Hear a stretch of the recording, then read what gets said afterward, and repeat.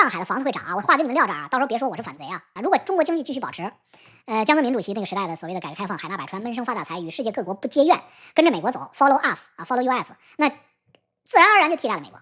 所以呢，什么习近平已被软禁呐，什么汪洋即将接权呀，什么张又侠代理什么军委主席啊，这他妈的一派胡言啊！就是他们干是真的干，而且在四中全会，在这个北戴河会议啊，这个调子是定了啊，重回改革开放，而且呢要跟美国做战略性的和解啊，这个方向是定了，叫重回改开。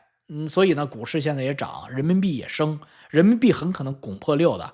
如果这样的话，你们人民币都没有不升值啊，上海没有不升值的理由，上海的房子会涨啊，我话给你们撂这儿啊，到时候别说我是反贼啊。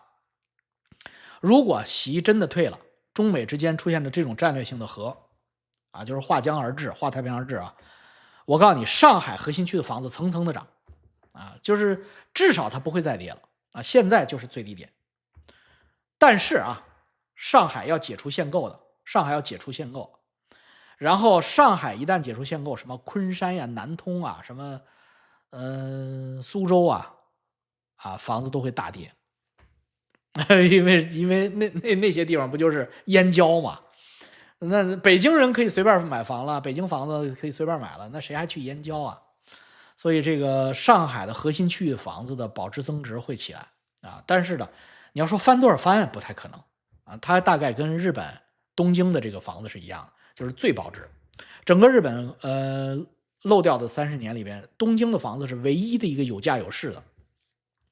日本的2线城市、3线城市呢，都惨不忍睹，而且再也回不来了。中国也是一样的，为什么？人口，没人了，不生小孩了。如果一家不生3个小孩的话，那中国的房价怎么会涨啊？一定是涨不起来，什么改开也不行了啊！所以，好，可以打赏了。祝王叔和所有教友大伙健康养好啊！川青啊，你既然可以打赏了，你就多打点吧，谢谢你啊！你这个够我买10杯咖啡了啊！谢谢你啊！这100港币，谢谢你，祝你发大财，祝你性生活愉快。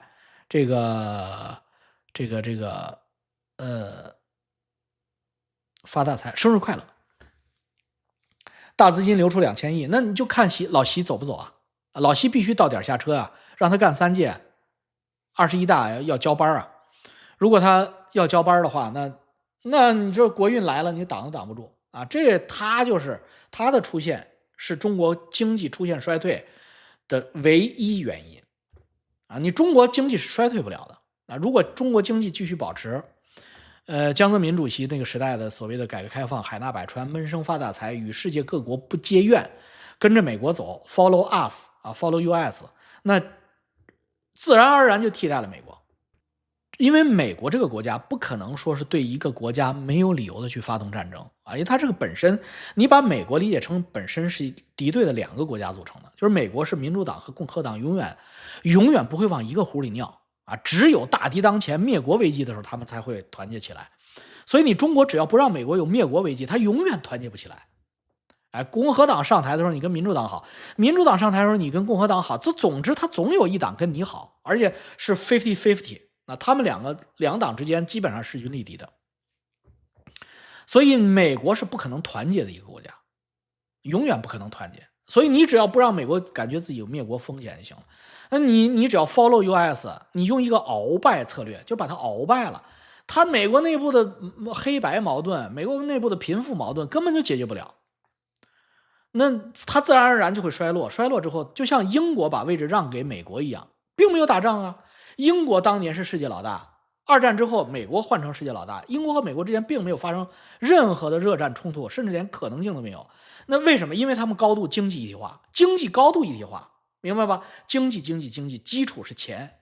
那陕西扛麦郎愤崩一脸的傻逼，他不懂这些东西。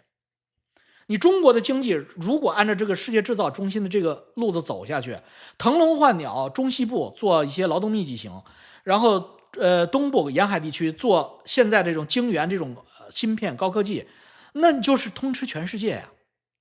然后你再把你劳动密集型产业向越南、向柬埔寨转移，那越南、老挝、柬埔寨在历史上又是你的势力范围，那自然而然就把他们版图都并过来了，恨不得你实际控制马来西亚、泰国、柬埔寨，那是很容易就控制他的。那柬埔寨的那个，因为是经济嘛，那么就洪森他妈的就给他家族给他搞定了就得了。缅甸北部也回来了，所以你整个这盘棋，美国也不会跟你斗，因为这儿也不是美国的传统势力范围，它是属于可退一步的。